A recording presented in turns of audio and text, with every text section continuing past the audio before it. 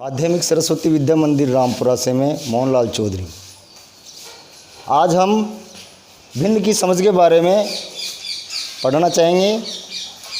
तो आप लोगों ने पहले बराबर कोई भी वस्तु को बांटने के बारे में समझा होगा।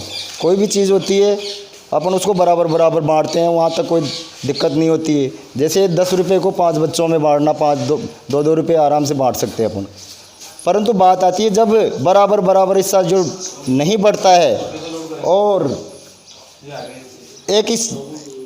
कुछ हिस्सा ज़्यादा रहता है, उसको अपन उनको बराबर बांटें तो उसको बांटने की विधि को अपन भिन्न के द्वारा बांट सकते हैं। उसको अपन भिन्न की समझ कहते हैं।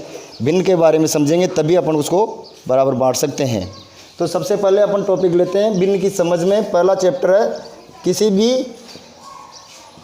किसी भी वस्तु को बराबर बांटना।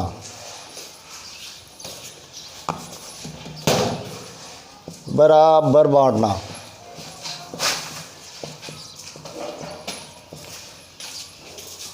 और दूसरा बिंदु है संख्या रेखा पर।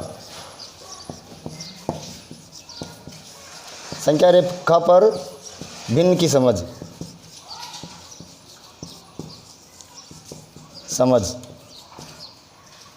आज अपन पहले टॉपिक पर बात करते हैं किसी भी वस्तु को बराबर बांटना। एक परिवार में 2 बच्चे हैं। माँ खाना बना रही है, दोनों बच्चों को भोजन के लिए बैठा रखा है। अब माँ ने एक रोटी बनाई। बच्चे दो बैठे हैं। अब इस रोटी को माँ ने 2 टुकड़ी किए, 1/2 इसको दे दिया, 1/2 इसको दे दिया। आधा आ गया हिस्सा। यहाँ तक कोई अपन को दिक्कत नहीं होती है उसको बराबर बांटने में। परंतु बात आती है जब बच्चे 3 हैं 3 और रोटी है 2। माँ ने 2 रोटी बनाई। बच्चे 3 हैं, बच्चे 1 2 3। अब 2 रोटी को 3 बच्चों में बराबर बांटना है अपन को। तो एक एक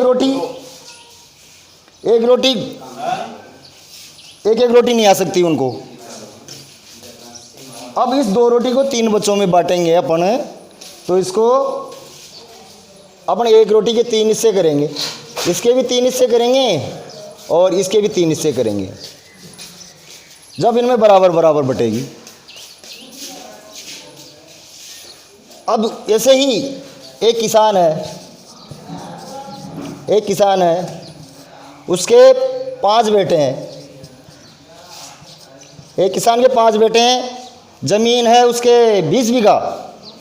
अब वो 5 को बराबर हिस्सा देगा।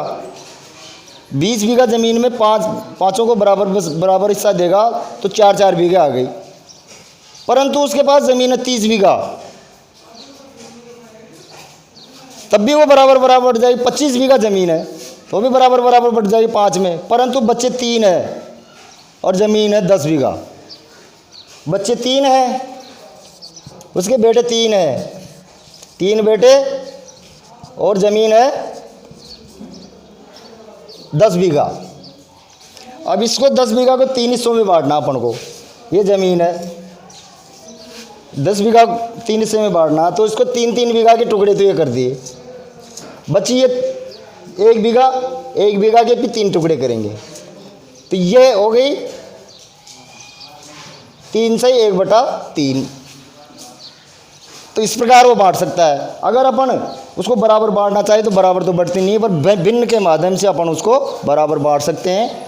इसी प्रकार किसी भी वस्तु को अपन बांटना चाहें तो भिन्न के आधार पर अपन उसको बराबर बांट सकते हैं। उसको अपन भिन्न द्वारा बराबर बांटना कहते हैं।